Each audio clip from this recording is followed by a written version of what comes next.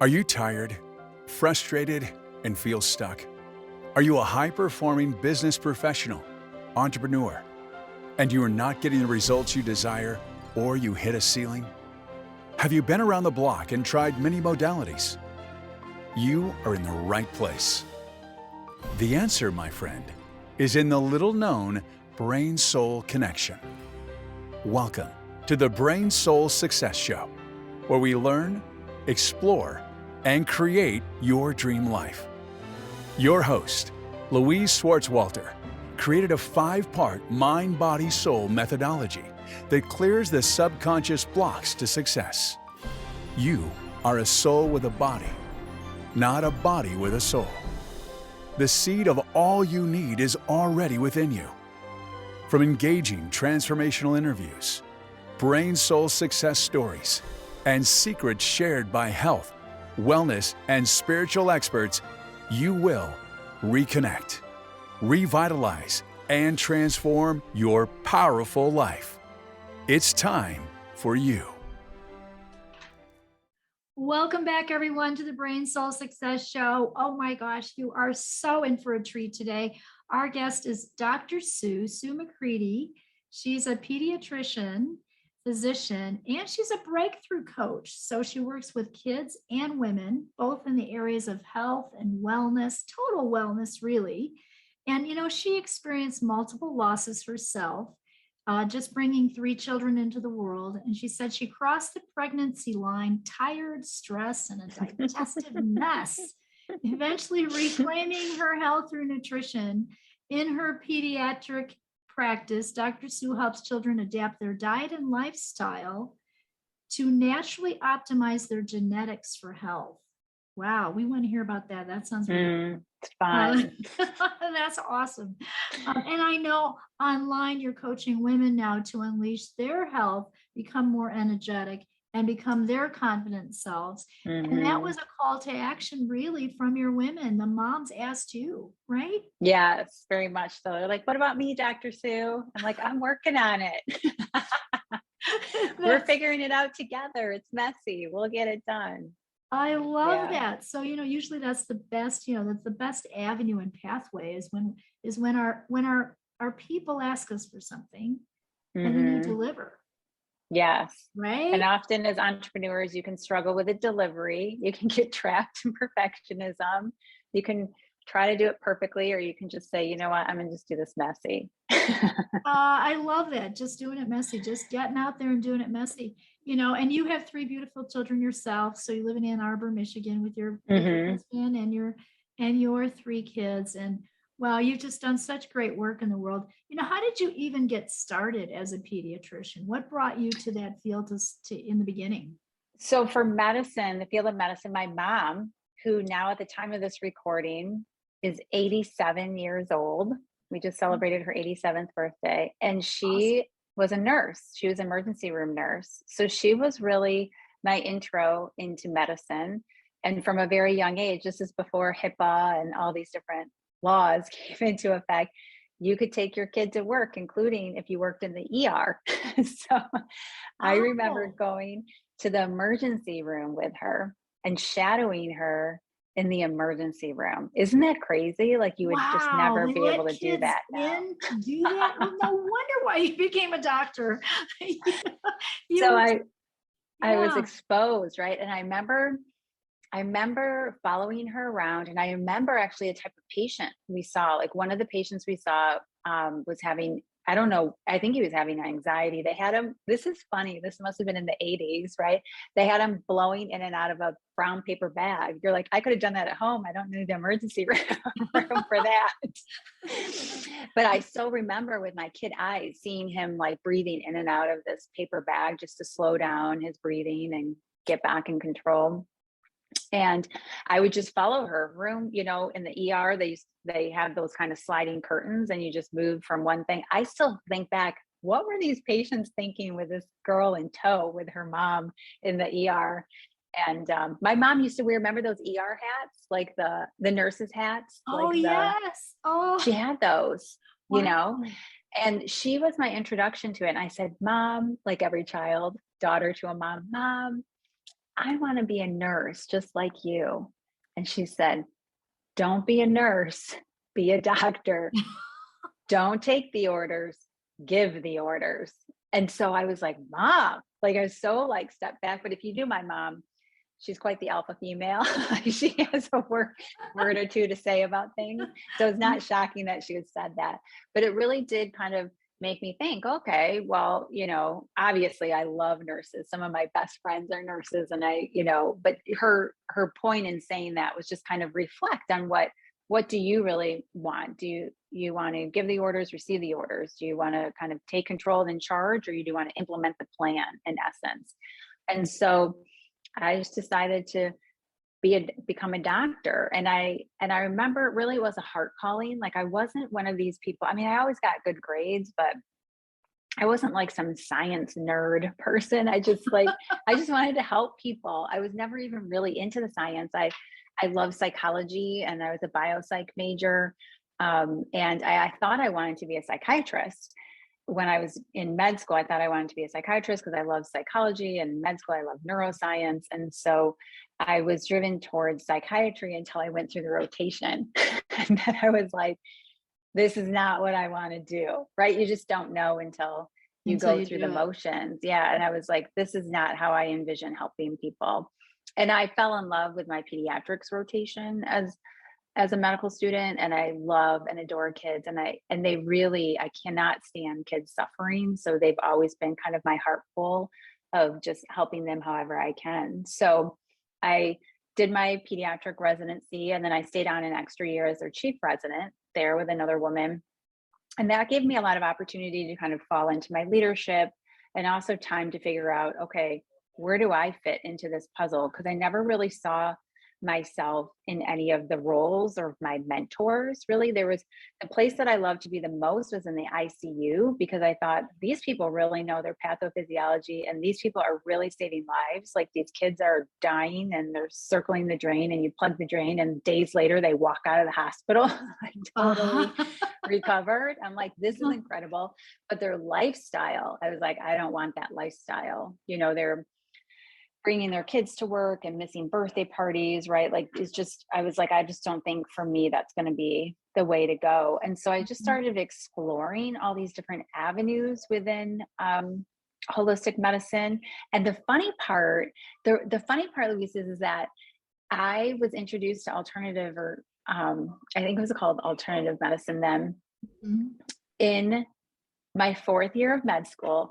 I thought I didn't think I wanted to be a neurosurgeon, but in our hospital, there's an African-American pediatric neurosurgeon, and I loved her attitude more than anything. She was brilliant and completely humble. People would mistake her for the janitor, and she was, the first African-American neurosurgeon, female neurosurgeon. She was brilliant.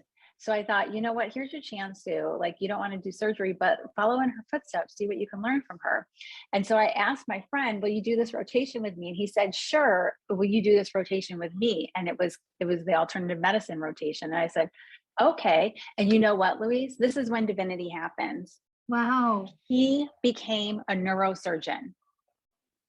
Oh, interesting. And I became a holistic physician, or alternative medicine physician. So it kind of crossed it. Yes. And I love neuroscience.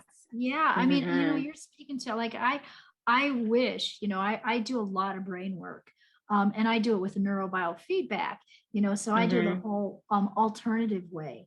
But if someone would have said to me, hey, come on, we're going to go like you're going to help me do surgery on a brain, I'd be like, oh my gosh, I want to do that. So, I mean, I think I'd be a little nauseous maybe, but I would love to do it still. I love it. Was all good until she started opening up the brain and then asking you questions. And I was like, oh dog, I don't know these answers. But yeah, I love that, because it wasn't even on my radar. It wasn't even on my radar. But when my friend said, do this rotation, and I did the rotation, I fell in love with it. And I rotated with a family practice. He was kind of out in the boondocks a little bit, and he got to do his own thing and introduced me to nutrition, introduced me to what his partner was doing, craniosacral therapy. And yeah, just really cool stuff. I mean, things that I had never heard, This is a long time ago. I had never heard of these things, never been exposed to them. And they were doing them right there in the office. And so I thought, oh, this is cool. So that kind of opened up my way of seeing that there's so much more out there beyond the hospital that I was exposed to, obviously, in training. So in my pediatric, I became the chief resident, and in that year I just started exploring everything, right? So I started taking craniosacral therapy and medical acupuncture and just really exploring what else was out there. And that's what I feel like this whole journey has just been, a complete journey of exploration, right? You're just out there putting your feelers out, seeing, oh, that sounds cool, let's go learn about that, and all the while you're healing, right? Is the thing. You're seeking therapies that are actually healing you in the process of learning them. That's what I've found personally. Yes, I have too. And that's so beautiful, because not only were you trained as a medical doctor and you got to do all of that, but you very early on were exposed to holistic. So really, that's your whole practice then, has started mirroring both, right? Like integrating both. Immediately from the beginning. And I was like, one of the things that before we jumped on, Louise, you said your heart is so like, you have like a beautiful, something about my heart. I remember you saying a beautiful, I feel like I just feel like, I hope you guys can tell if you're listening here. I feel like you have this beautiful, like inside and outside, like you just have a beautiful heart. I can see you with those kids. I wish I would have known you when my kids were little. I needed a pediatrician. So the first time I ever witnessed that, sort of had that reflected back to me, was during one of my craniosacral therapy courses. And I don't even know what they're called, but they're these little, you probably know in your work, they kind of monitor energy fields. So like if you hold them, they'll widen up or close. They're like these little medical, I don't know, little. They're actually they're like dowsing rods, really. Yes. So the woman called on me, the instructor called on me and said, Sue, I want you to open up your heart. And I was like, oh, okay. Like I just knew how to do that, So I just stood there and I was like opening up my heart, and she kept on backing up and backing up and backing up. And these things kept on going wider and wider and wider. And the whole room is like, whoa. And I myself am like, whoa, what is that? And so that was the first time I ever had something like that reflected back to me. And you don't learn this stuff in med school. Someone says, open your heart. You're like, what are you talking about? Am I in the OR opening up the heart? Right. So it's just really been this cool evolution and process of learning through my own healing. Obviously, every time we learn a modality or learn something, we're healing ourselves, and it's becoming like another piece of the puzzle into how we integrate it into our practice. And ultimately, I never did, I turned out kids don't really like needles, so I didn't do acupuncture with them. Either did my husband, and he was my guinea pig. Like his little toe would like sweat anytime I brought needles near him to practice. He's like, oh my gosh. But medical acupuncture was a huge process of me bringing our 3 girls into this world. So when I was having multiple losses and the choices in standard medicine were wait and see, or take a drug. And I was like, I don't like either of those choices. I'm impatient and I don't want to take a drug. So then I sought out medical acupuncture. And, through that, I was able to really hold on to my now oldest, who's 17 going on 18, and bring her into this world. Right. So I was getting healed in the process. And also learning about medical acupuncture, which I just think the whole thing is so cool, right? What did you use that for exactly? So when you say you brought her into the world and you needed to use medical acupuncture, what symptoms or what were you having, or what was the issue there that you I was having? Well, initially I conceived, but then I couldn't hold on to these pregnancies. And now in retrospect, this is now like almost 2 decades later, looking back, like I have methylation genetics and a lot of issues as to why I would not be able to hold on to these pregnancies. But in the cloud of just like not knowing, I thought, or somehow, it was actually through kind of like a divine conversation. I when my husband and I initially, we conceived right away, but then I lost in first trimester around 12, 13 weeks. And so that was devastating. Like I wasn't expecting that. You know what I mean? Like I can still feel the emotion of it all. And I remember, you know, what's so cool about that, Lise? I remember the first person I want to talk to was my mom. Isn't that so cute? I was like, I'm sorry, we're just married and we just lost, but give me my mom right now. Right. Yes. Of course. Like she's going to make it all better, you know? So that was hard. The first one was really hard. And then it was a long time before I had to find like a different solution. Right. I just couldn't, I couldn't just stand under this cloud of like, blah. I was like, give me the next solution. How are we going to solve this problem? And I was directed to medical acupuncture, I think through a lot of just divine conversation, which for me at the time was journaling. I was just doing a lot of journaling and figuring it out. And that led me to a medical acupuncturist. And then for her, it was just a matter of like, as soon as I saw her, we started conceiving, but then holding on to them was a thing. So I would just, you know, spontaneously abort. And then finally, you know, through her rebalancing of my body. And I used a lot of progesterone cream in the first trimester. I lathered that stuff everywhere because I really had, you know, hormonal imbalance. And so that was helping me hold on. And we delivered, you know, our oldest into this world. So. Wow, beautiful. Wow. And tell me the difference for our audience. What's the difference between medical acupuncture and just acupuncture? Is there a difference? Oh, I guess I just say that because it was a medical doctor who did it. And so, yes, I think there's a difference in terms of like, I'm not sure that she had all the traditional Chinese. I feel like so many acupuncturists actually have traditional Chinese medicine training. Yes. She had a little bit, but she kind of went through the training that I had gone through, and they're all medical doctors and DOs. So people who are kind of didn't do the whole training, but kind of getting it trained for their modality. So there was a lot of, she was kind of the minority. They were mainly pain med. They were pain docs looking for other alternatives to treat their patients, which was cool.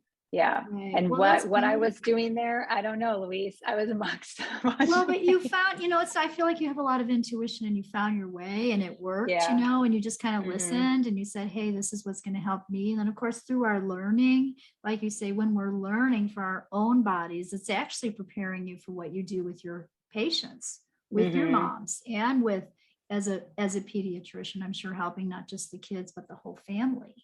You know, in a lot. Well, yeah, definitely. And I think, you know, it was probably the second trimester loss. So I actually had another loss after our first.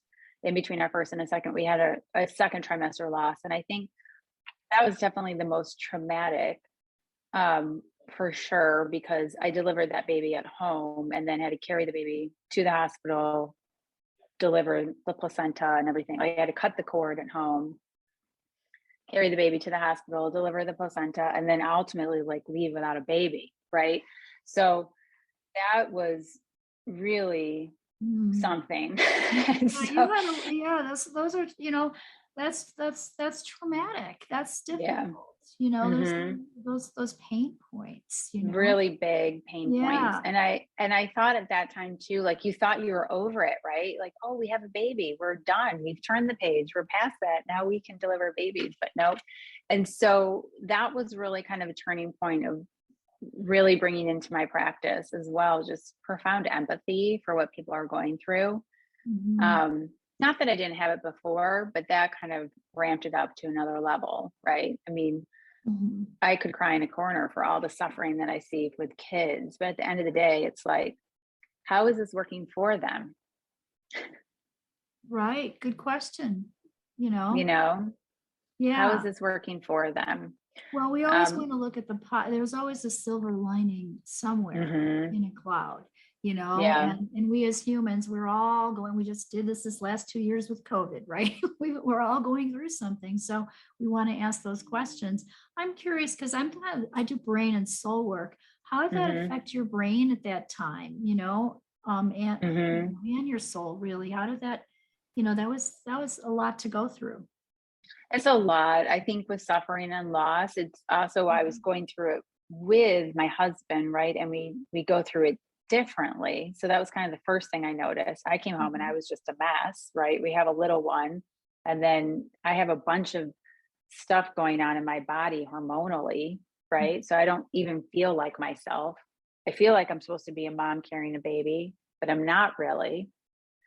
And then my husband's like, okay, I'm going to go back to work tomorrow. And I'm like, what? Like, what? What are you talking about? Right. And so that was kind of one of the first things I thought was like, wow, people really process this all differently. And that's kind of to be expected. A lot of men don't attach to the baby until the baby's born, because you attach the moment conception happens, or probably even before, as a woman carrying the baby. So I think I had a lot of grief, a lot of loss, a lot of suffering, a lot of self-pity, a lot of blahness, you know. And ultimately I had this beautiful child in front of me. So she was also therapy, right? And she was alive and she was well, and we could pour our love into her. But at some point I said, you know, I have to like get out from under this dark cloud, is kind of what I thought of it as, just sitting under this dark cloud. I just like, at some point you just got to like stand back up and move forward, which is How did you do that? what we do. Like, what tools did you use, or did you use, or what practitioners, or what did you use at that time to help yourself through that? I think at that time I used a lot of journaling. I was really using journaling to connect with spirit, and I'd like ask questions. I would get really mad, like, and just like scribble big mad circles on the page, like just like my anger and grief. I would just like pig pen, you know, just blah. I did a lot of journaling. I think that was my primary way. As long as I put my pen to paper, I would be able to answer questions. I would ask questions and get answers. I would, that was my primary way then, for sure. I've never been great with meditating. I'm still not. I still need more meditation and yoga. I think they'd be great ways. That was primarily really the way that I did it then, was through journaling in the morning. So before anybody else got up, it would be me and my journal, and I just write stuff out.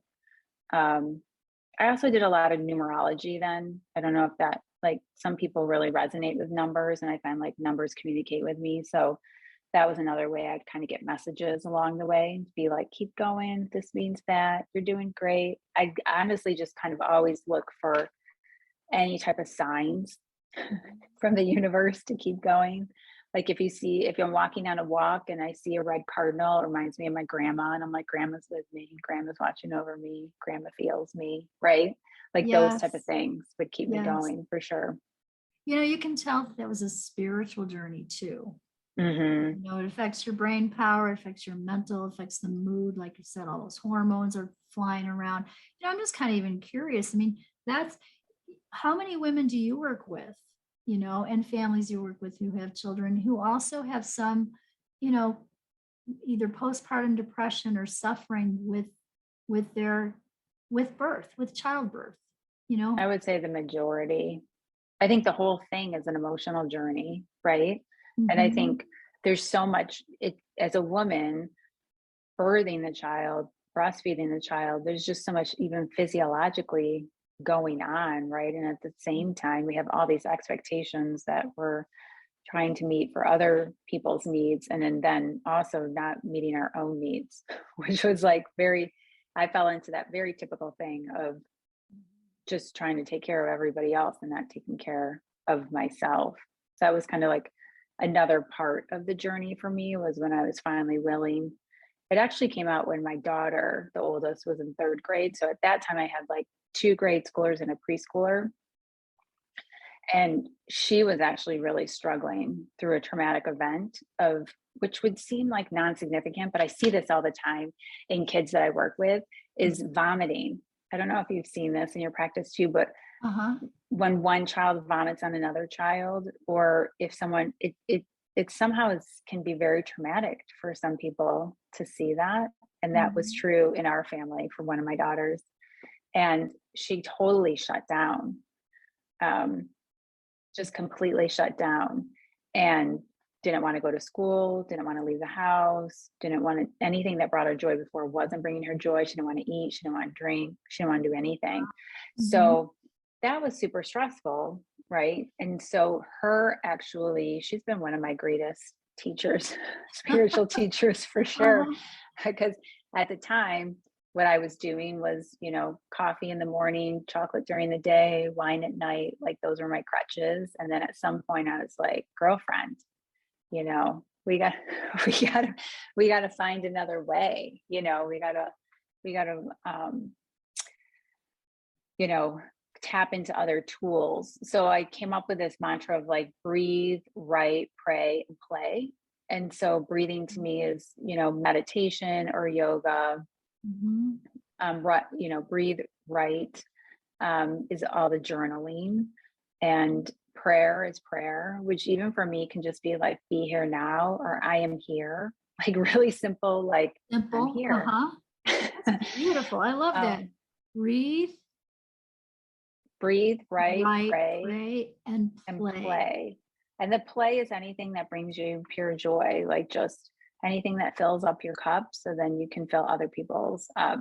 And so that's really kind of how I really leaned into those, so that I could, really be a mom for her and not just a kind of a crippled, drinking, chocoholic, caffeinated mess.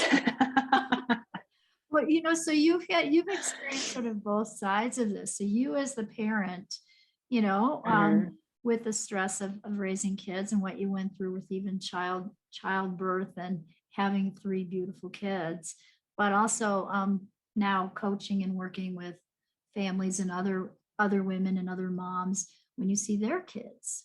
Yeah, so you've got both beautiful sides. It's really wonderful. It makes the whole experience richer. You're able to be there for those people in a different way because you experience some things.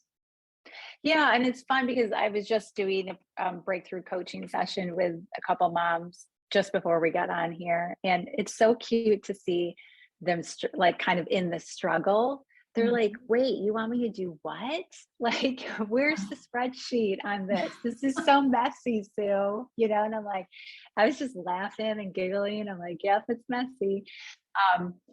But to see them break through, like they're both working on love and connection as a priority, which means like really opening up their heart, connecting better with themselves, filling themselves up, instead of just driving the kid here or there, like really being present with their child, right? And both of them are starting to see that, and it's so cool.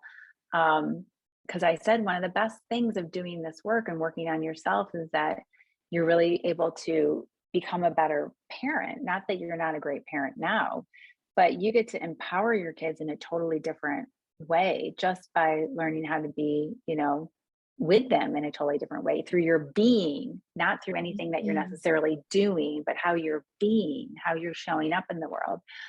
And so one of the women ended and she said, I realized last night when this is working, she said, when my daughter said, can you come lie down with me? And she said, she asked me all the time, and I've thought about coming up with rules, like I'm only going to lie down with you 2 nights out of 7, which tells you how stressed is our world, right? Like how many ridiculous things, because this is a loving mom who only wants to love her child, I'm sure. But she said, I just tossed it all out and I said, sure, honey. And her daughter just was like, you could see, was just like beaming, right? Because that, I said indirectly, you said, you're lovable, you're enough, you're worthy of my time, I want to be with you, right? You're more important than anything else on my to-do list, right? All those things. And I said, isn't that like that itself, like how healing is that? I was like, I could just get off here and cry because that girl is just feeling so loved right now, right? Which is ultimately the most important thing. I always tell parents that when they're struggling with getting diet perfect or supplements perfect, I was like, the most important thing is you love your child. That's the most important thing. Absolutely. They feel loved. Yeah. What I clear a lot, when I do my brain soul clearings, is we clear those places where we've been invalidated. And we all you did that with me. Yeah. And the invalidation is really often that, like, hey, come lay down with me. And the answer is no. So it's not always a big, you got beat up on the playground by the bully, it's not always a big, a thing like that. It can be just a comment, just a phrase, just a stance. So teaching women to have that presence and that stance, it's like the power of presence, it's the power of intention and presence, means more than anything. Yeah. It Yeah. really And it's does. interesting because in the example that came up with me, it was just one of my dad's comments. And if I told him that now, he'd be like, wait, what? I said that? I don't know. I don't remember. Right. Yeah, But as this little sponge girl, like I took it all in and created all these other meanings. That means I'm not skinny. That means I'm not beautiful. That means like all these ridiculous things from a simple comment. Super easy. That he was probably came home from work. He was tired. He was just looking to relax, right? Who knows? But it's funny. And it often is, it's how we take it. It's our perception, it's our perception. So you're doing some great work now. So not only your work as a pediatrician, helping children, tell us a little bit about the genetic connection to health. Yeah. So I kind of stumbled upon eating, I call it eating for your genetics. And all of us have this in the year that we're recording now. It's like we all have this information, data that we didn't have before when I started 2 decades ago, right? We had to have a doctor to order everything. And now we're able to order our own genetics. And they're an incredible tool to learn how to eat for your genetics. And so I kind of stumbled upon this because my own healing journey with nutrition, which has been my primary focus of my practice. I mean, I felt like I went on after I crossed the pregnancy finish line for the final time, which in total was probably seven times, right? To bring 3 girls into this world, I was a mess. And so I went on this quest. I felt like a 10-year quest of healthy eating, but I could never quite find the right healthy eating to do. Like people would say, oh, what you need to do is, you need to eat, I don't know, like all of those, like Whole30, paleo, specific carbohydrate, FODMAPs. I felt like I was going on every acronym diet that there was. There's so many diets out there. Absolutely. They're not all right for everybody. They're not right for everyone. Yeah. And one of them, you're just drinking bone broth for what felt like for weeks and months, and so I was just trying all these different ways to heal because I truly wanted to heal. And every time I learned something, I implemented in my practice, and kids would get results, which is great, but not everybody did. And so I was still struggling with my digestive health. So I kind of made strides, but still I was wondering, like, kind of like with the last keto wave, I feel like we have waves of everything. Low fat, high fat, low fat, high fat. We just cycle through these things. So true. It's like bell-bottom jeans versus, skinnies. Like women's fashion just cycles. Just hold on to your bell bottoms long enough, and 30 years later, they'll be back in style. I feel like it's the same for food. So I had a bunch of friends who were going to try this keto thing. And I was like, well, I've never done keto, but I was like, it seems like a lot of work. I always do a lot of work with eating. Am I ready for it? Because at the time I kind of was sitting on the park bench deciding, like, am I going to jump into this keto thing or not? And this nutrigenomics piece, eating for your genetics kind of came across my radar. I was like, well, I'm just going to put in my 23andMe data and see what pops out. And the nutrition report that's based on my genetics, I feel like most people, it's like a bell-shaped curve, and most people, they should eat, a mixed fat, a mixed protein, and a mixed carb diet. And they're going to do pretty well down the center and mixed. But there's some of us who live on the periphery, like we really need to be low fat or really need to be higher fat. And so for so long, I was kind of in the low carb, paleo, heal your gut track for years and years. Mm-hmm. And so when I got my report back and it told me I should be eating 70% carbs, 15% fat, and 15% protein, I literally said to my daughter, how do you eat so many carbs? And she's like, Mom, so annoying. Mom, come on. Everybody knows how to eat carbs. But I hadn't been eating carbs for so long that I honestly was like, this is foreign concept. So when I started, I was eating more like a 30-30-30 when I actually put in the numbers. I was like a third fat, a third protein, a third carb. Mm-hmm. But it turns out like that fat was way too, my genetics don't metabolize fat really well, especially saturated fat. And so when I would eat fat, that actually is digestive distress. But I never correlated those two, right? Like it wasn't on my radar. And in the same sense, like eating a lot of, fibrous type carbs actually helps my digestive system. So it was just kind of, and there's so many other things in eating for your genetics. Like you can find your methylation genetics and your gluten genetics and your dairy genetics. So you can see, like, is dairy your friend or foe? A lot of people try on it, but don't really know what their genetics say, which there's nothing wrong with trying it. But I just find that it gives you a lot more specificity.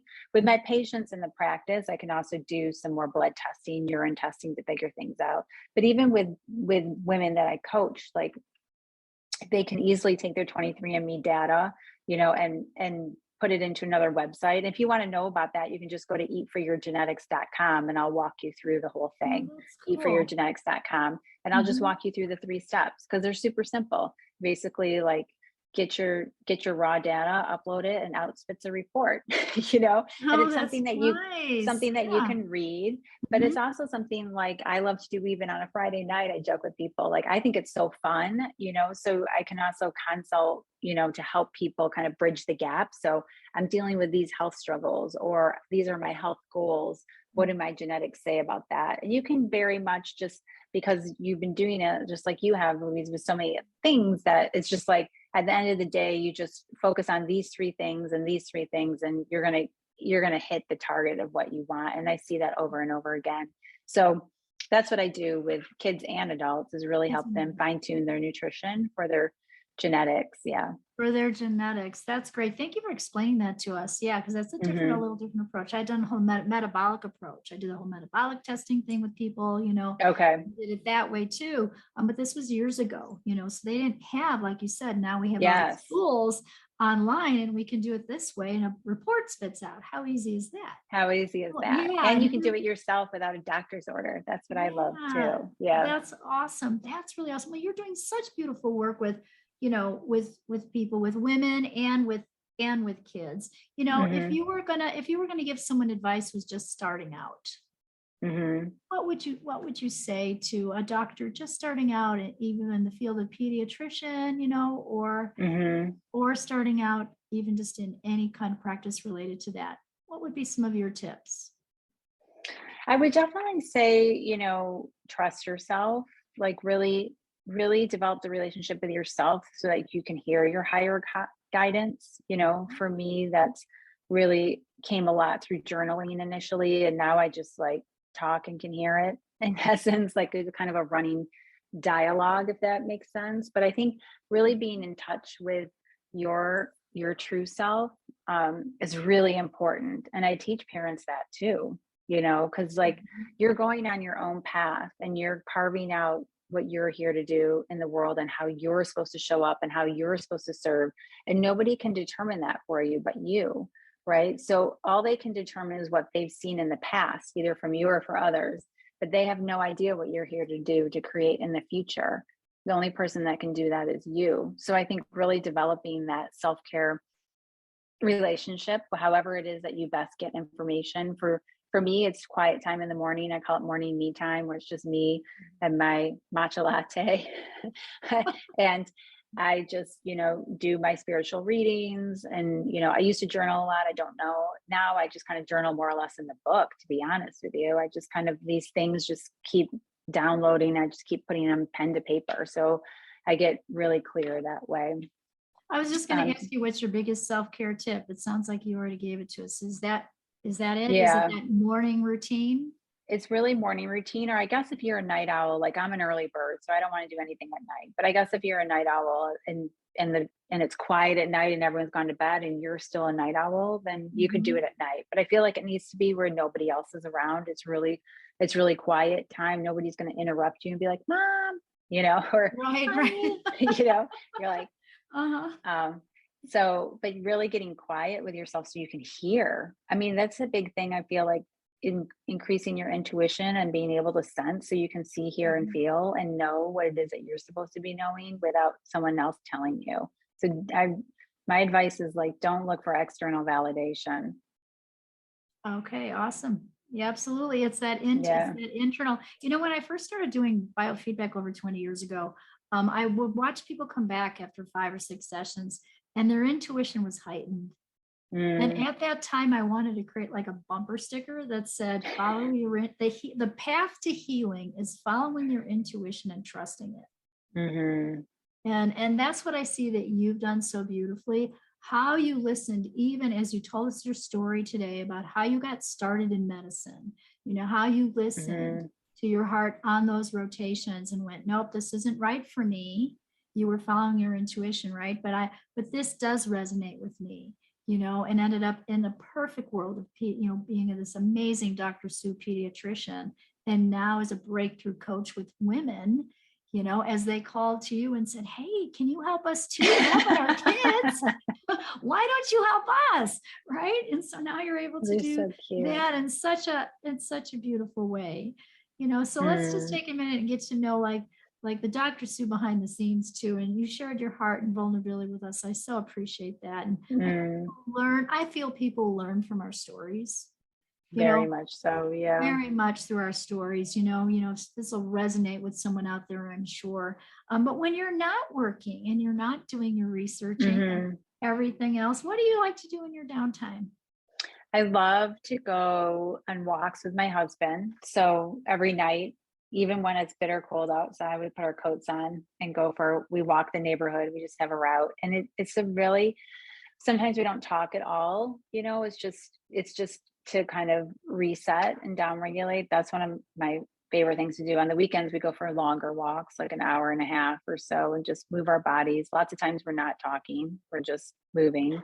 That's a big way. I think it's more like a movement meditation for me. I love those. Beautiful. Um, I love being with my girls. They're teenagers now. So sometimes you don't understand the TikTok or the Instagram language going on. Yeah, I understand. Can Uh, they decipher it for you? yeah. So sometimes I get quizzed like, Mom, you know what that is? I'm like, I think it's this. Or like, no. Or sometimes I get it right, which is funny. Um, so I love, connecting with them however I can. One of my daughters loves the kitchen. So her and I usually do dinner together. But figuring out ways to connect with them as they get older, even though they're little slices of time. So it may be in the car when you're driving, but anytime I can connect with them, it really fills me up. So I love that. I love laughing with girlfriends. Like I love just going out with girlfriends and laughing. Um, Oh, we which is got to kind of, go out. I'm going to come to Michigan, I think. yeah. I love that. I'm a personal development junkie. So I love, going to personal development things with friends, and like that to me is a vacation. I mean, like my husband goes on ski trips with the guys and I go on self-development trips The with girls, my friends. that's great. He's got his thing. That's He's, awesome. yeah, that's how I'm like, can I just go do another like Tony Robbins course? Okay, great, thanks. So that's my fun. Those are the big ways. And also I just really love to be by myself in the morning. Like it's a huge thing of I had to learn that. Like I used to try to stay up late and like it dysregulated my husband and I, and it dysregulated me because I'm an early bird by genetics. That's another thing you can find out by your genetics Oh, I test should is, check that are out. you an Okay. early bird or a night owl? Right. And tells you how you metabolize alcohol and caffeine too. There's so much in there. But once I got kind of my chronotype and biological clock ticking, I realized, really early morning, like 5 a.m. Sometimes I'm up like at 4 something. My girls are like, what are you doing? I'm like, I just feel good. If I go to bed at 9 and get up somewhere between 4 and or in the 5 o'clock, that's where I feel good. And I'm really able to enjoy my time by myself. So by myself is a big one. Is a big one. Oh gosh, you've created great balance for yourself. I can tell. That's really Yeah. Over time. yeah. Yeah, that's awesome. And that's self-care too. So important for Mm-hmm. especially busy moms. We tend to Yeah. give. That's just kind of what we're taught, right? We are definitely taught that. Yes, we Yeah. are. we're taught. For anyone listening with kids, I would say as pediatrician, no, I'm just kidding. Yeah, no, we want to hear it. Yes, tell us, what's your advice? I really find that we enable kids, like we disempower them, you know, because we try to do too much for them. I mean, I like applaud my kids. I mean, I joke with my girls that like, you're amazing because your mom's like quote unquote lazy. And then I stopped saying that because they're like, yeah, you're a lazy mom. I'm like, no, I'm not, you know, but I said that as a joke because the more lazy you are, the more independent they become. Meaning like my girls do their own laundry, right? They empty the dishwasher, they load the dishwasher. They know how to make meals. Like they're teenagers and I could exit this world and they know how to make healthy meals. I think that's an amen. Like, I think that's Absolutely. Hallelujah. Right. Yes. And there's just so many things like that. And I asked them, you know, and this is even when they're in grade school, they're packing their lunches. And I guess that's because I was raised by my mom who, you know, you packed your lunches when you were in grade school. So we packed lunches when, you know, third grade and on. And my kids would come home and be like, so-and-so is wondering what's in their lunch. And I'm thinking, I know what's my lunch because I packed my lunch. Packed it. So you learn those younger too. Yeah, I just think that like it makes for, you know, you don't want to be disconnected. You don't want to be there, you know, when they need you, but they can do so much more than what we think they can, you know? And when they step into it, like today I heard, like, you know, today I heard from one of them, wow, I made that appointment. I drove to that appointment. I handled the appointment by myself. And now I've got my finished product, which was her hair done for prom. Okay. She did it all by herself, you know, and I think that's amazing. Yeah, well, that builds self-esteem, you know. Kids need structure. I did the same thing, you know, and I remember my kids saying, hey, you know, so-and-so doesn't even know how to balance their checkbook, or, you know, they don't even know how to, like, you know, cook. Mom, my kids are better cooks than I am now, you know. Oh, for sure. Yeah, you know, and it's great, you know, I mean, so they, you know, they're teaching them to be independent, to be in this world, and to how to do things. And they feel it, they own it. Like I heard one of them say, I'm really proud of myself that I manage my money. She's not even 18. That's so great. That's just, that's absolutely. Like, woo. But they honor it. They're like, okay, money is to spend, save, and share. Like I worked hard for this money. This is how I want to spend it, you know, and they own up for, I just think all those things, you know, in the year we are now, I think we do a lot of disempowering for kids because we want to do it for them. We want them to be okay. We want them to like not hurt or get bumps or bruises. Right. And it's like, how is this working for them? You know? No, they're going to learn from their mistakes too. Yeah. You know? Yeah. I still remember when my son said this to me. He said, Mom, let me make my mistakes, because you told me I was going to learn more from a mistake than my successes, you know. And he was reminding me that he needed to do it, you know. Yeah, he needed to make himself. So yeah, great. I love that. I love that. Yeah. Hey, so yeah, they're always throwing my medicine back at me, by the way. Like when I'm off beat, they're like, wait, Mom, you said this. I was like, you caught me. Yeah. Yes, absolutely. And so, Dr. Sue, if you were going to give us your number one brain hack, what would that be? Wow. Like how to hack into your brain? Like to me, I think, to me, I think it's just about, well, I think I kind of go two ways. One is definitely intuition, like just always learning the ways that you best tap into your intuition. You know, so for me, I shared like a lot of it was journaling initially, and now I can just kind of hear it. And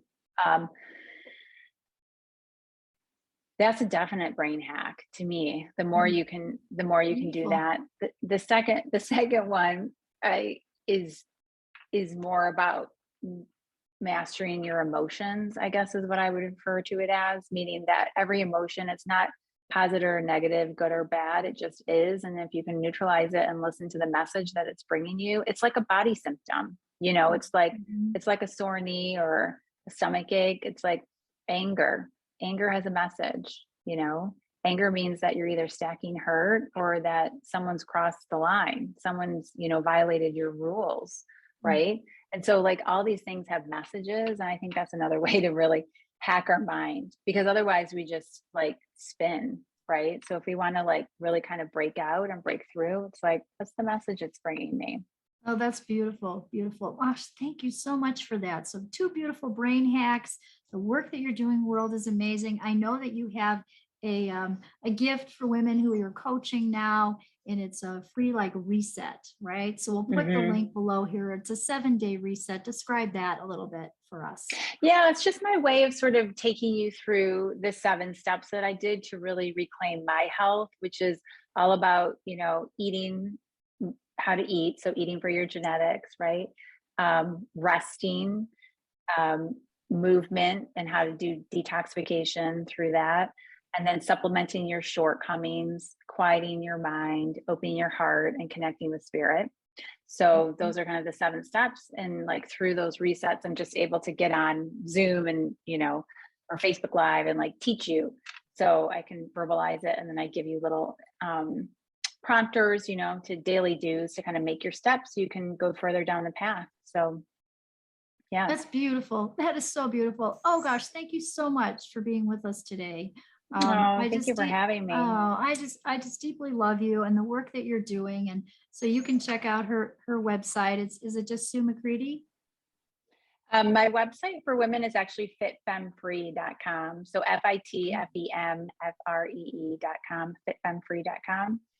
So yeah, you can find me there or at Dr. Sue McCreadie on any of like the social. I'm mostly hanging out on Instagram. I don't think I can go to TikTok yet, guys. Just saying. I think Instagram is the line right now. That's great. Well, it's just been great having you. And thank you so much for being with us. Oh, thank you for having me. Until next time, have a great day, everyone.